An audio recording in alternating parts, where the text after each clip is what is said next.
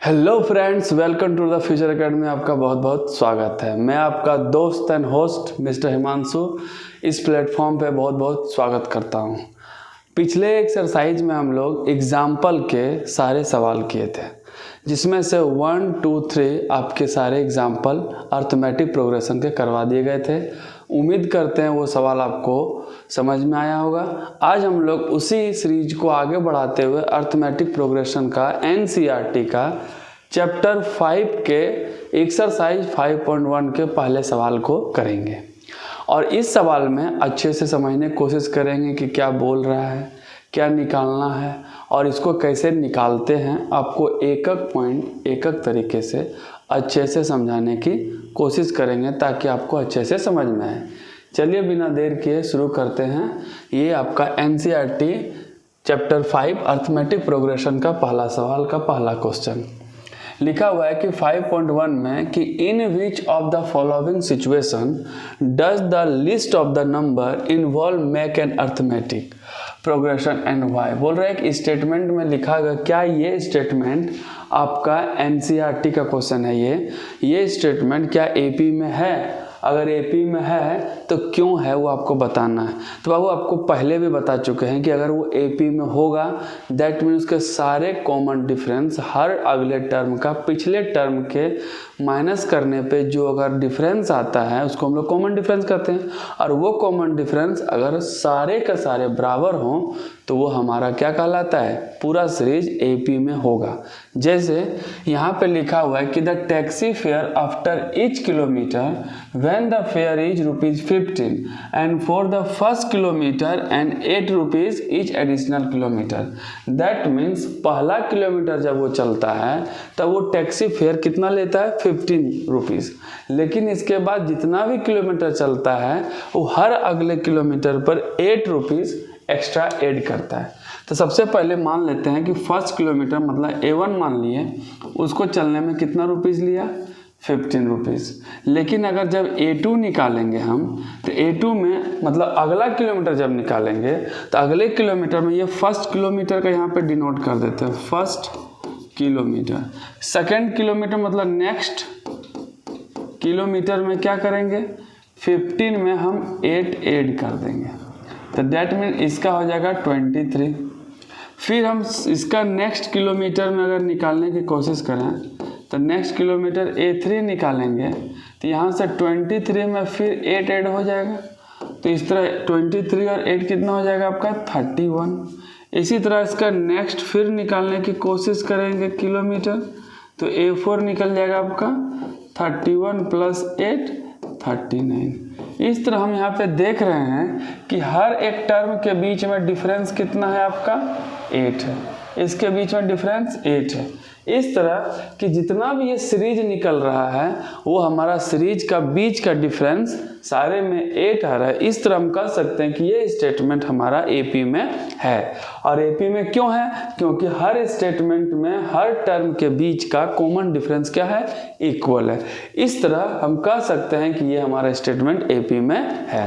तो सबसे पहले लिखना है ये एपी में होगा। That means it is this series in AP and why, because the common difference between all term is को सेम। दोनों के बीच का जो कॉमन डिफरेंस है वो सेम है। दिख रहा है आपको 8 8 8 सब जगह सेम है। आगे भी बढ़ेंगे तो 8 ही रहेगा। इस तरह ये टर्म हमारा क्या कहलाएगा, एपी में होगा। उम्मीद करता है आपको समझ में आया। चलते हैं इसके नेक्स्ट क्वेश्चन नंबर 1 का क्वेश्चन नंबर 2 पे। गैस प्रेजेंट में हर बार 1/4 को रिलीज कर दिया जाता है, मतलब बाहर कर दिया जाता है। 1/4 एक चौथाई भाग को क्या कर दिया जाता है, बाहर कर दिया जाता है। तो जब नया बचता है गैस, रेस्ट गैस, तो क्या वो एक सीरीज तैयार होता है, तो वो एपी में है या नहीं है। तो एक एक करके समझने की कोशिश करते हैं। सबसे पहले फर्स्ट टर्म में फर्स्ट टाइम जब शुरुआत है सबसे पहले उसमें जो वॉल्यूम था वो हम मान लेते हैं भी। क्या मान लेते हैं, भी। मतलब उस सिलेंडर में वॉल्यूम कितना है उसका, भी है। समझ में आ रहा है। अब ध्यान से यहाँ समझिएगा, ये हो गया मान लीजिए A1 मतलब फर्स्ट टर्म में कि उसका भी था। लेकिन जैसे सेकेंड टर्म निकालेंगे, सेकेंड टाइम तो सेकेंड टाइम में कितना रिलीज हो जाता है 1/4। कितना रिलीज होता है 1/4। तो v का 1/4 रिलीज हो जाता है तो कितना हो जाएगा v/4। तो रेस्ट कितना बचता है, तो रेस्ट बचता है बाबू, टोटल था v और v में माइनस हो गया v/4। तो इसके नीचे कुछ नहीं तो 1, तो इसका एलसीएम लेंगे 4। तो 1 4 जा 4, 4 इंटू v तो हो जाएगा 4v minus v equal to 3v/4। तो यहाँ पर हमारा a2 का वैल्यू कितना हो जाएगा 3v/4। ये हमारा फर्स्ट टाइम मेरा v था, फिर v में 1/4 रिलीज कर दिया जाता है। तो 1/4 रिलीज किया तो कितना रिलीज किया v/4 रिलीज किया, और ये रिलीज किया तो बचा कितना, तो टोटल था v, तो v/4 को माइनस किए तो यहाँ आ गया 3v/4। ये सेकेंड टर्म। फिर नेक्स्ट टर्म जब थर्ड टाइम में फिर क्या करता है कि थर्ड टाइम में क्या करना है कि फिर 1/4 रिलीज करना, हर बार 1/4 रिलीज करता। अब किसका रिलीज होगा, पहले भी था फिर 1/4 रिलीज हुआ तो बचा 3v/4। अब क्या रिलीज होगा, किसमें, इसी में रिलीज होगा, क्योंकि बचा कितना है 3v/4, इसमें 1/4 रिलीज होगा। तो इसका 1/4 रिलीज होगा तो मल्टीप्लाई करेंगे सॉल्व करके तो 3v/16। तो ये रिलीज हुआ तो बचा कितना, तो जो रेस्ट बचा, रेस्ट कितना है बाबू, तो टोटल पहले कितना था इतना, ये ना कि ये देंगे, ये पहले था रिलीज होके ये बचा, और फिर इसमें 3v/16 रिलीज होगा तो कितना बचेगा, तो 3v/4 माइनस ये घटा देंगे 3v/16। तो एलसीएम लेंगे 4 और 16 का 16, 4 4 जा 16, 4 3 जा 12v minus 3v equal to 9v/16। तो यहाँ पे आप देख रहे हैं कि a3 का वैल्यू क्या हो गया 9v/16। अब हम अगला टर्म निकाल सकते हैं, लेकिन इसी 2-3 टर्म में हमको आसानी से आइडेंटिफाई हो जाएगा। तो देखिए a1 निकल गया आपका v, a2 निकल गया 3v/4 और a3 निकल गया 9v/16। तो क्या ये तीनों का कॉमन डिफरेंस सेम हो जाएगा, तो आगे निकालने का क्या जरूरत है। तो सबसे पहले हम निकालेंगे d1। तो d1 में होता है a2 माइनस a1, जिसमें a2 का वैल्यू आपका यहाँ से 3v/4 माइनस यहाँ पर हो गया v। तो सॉल्व करके इसके नीचे कुछ नहीं तो 1 डालते हैं, इसके नीचे हो गया एलसीएम 4, ये हो जाएगा 3v माइनस करेंगे तो यहाँ से आपका हो गया 1 4 जा 4, 4v, तो आंसर हो जाएगा आपका माइनस v/4। पहला d निकला।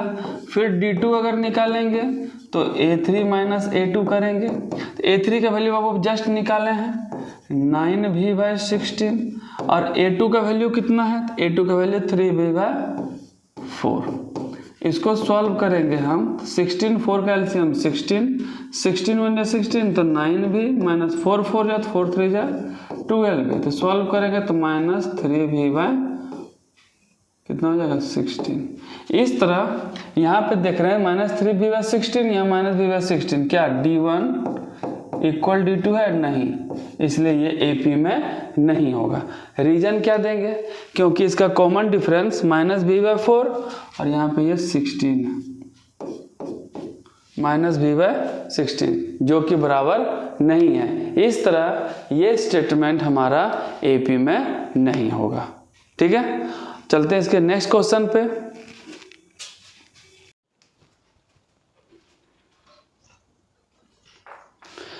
ये रहा आपका क्वेश्चन नंबर 3, जिसमें सेम पिछले क्वेश्चन की तरह फिर से बनाना है कि the cost of digging a well after every metre is digging the cost 150 rupees and the first metre, मतलब फर्स्ट मीटर मतलब पहला मीटर जब वो खुदाई करता है तो उसको 150 रुपये देना पड़ता है, लेकिन 1 मीटर के बाद हर मीटर के बाद उसको 50 रुपये कॉस्ट देना पड़ता है। दैट मीन्स पहले वाले क्वेश्चन की तरह कि टैक्सी किराया 1 में अगर देना है उसको 15, तो हर अगले किलोमीटर पर उसको 8 रुपये एक्स्ट्रा देना पड़ता था। सेम क्वेश्चन यहाँ पे है कि अगर हम फर्स्ट मीटर डिगिंग करेंगे तो उसका कॉस्ट उसको 150 चुकाना होगा।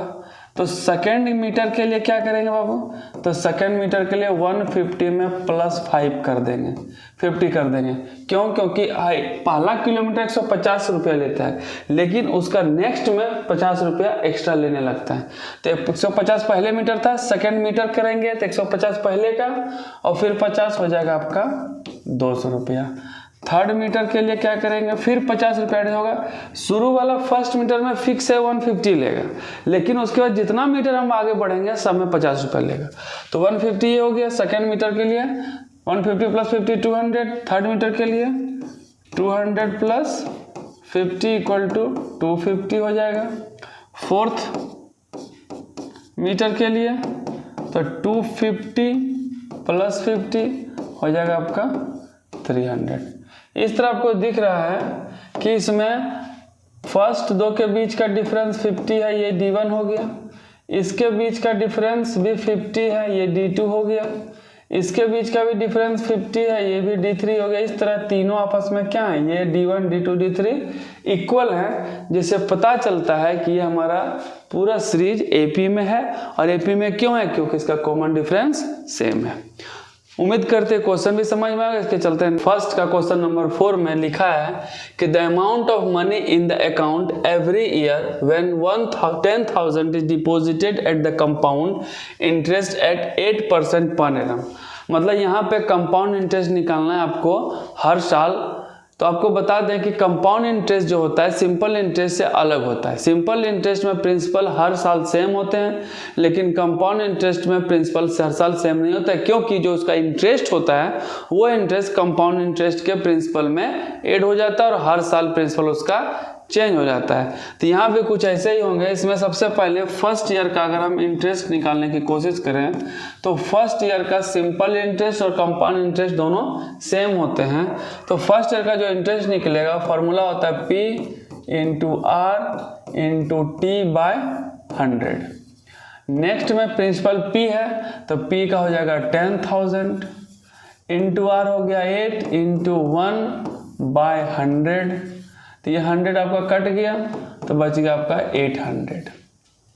सेकेंड ईयर के लिए अगर निकालेंगे तो सेकेंड ईयर में बताए थे सिंपल इंटरेस्ट में प्रिंसिपल सेम रहता है, लेकिन कंपाउंड इंटरेस्ट में प्रिंसिपल सेम नहीं होता है, क्योंकि प्रिंसिपल के साथ जो इंटरेस्ट है वो ऐड होके न्यू प्रिंसिपल बन जाएगा। तो 10,000 + 800 हो जाएगा आपका 10,800 न्यू प्रिंसिपल। रेट तो सेम 8 और T का वैल्यू 1/100।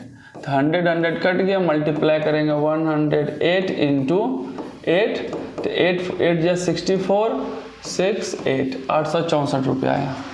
अब अगर हम थर्ड ईयर का निकालेंगे तो थर्ड ईयर में भी प्रिंसिपल 10,800 सेम नहीं रहेगा, क्योंकि प्रिंसिपल के साथ इंटरेस्ट को ऐड करते हैं।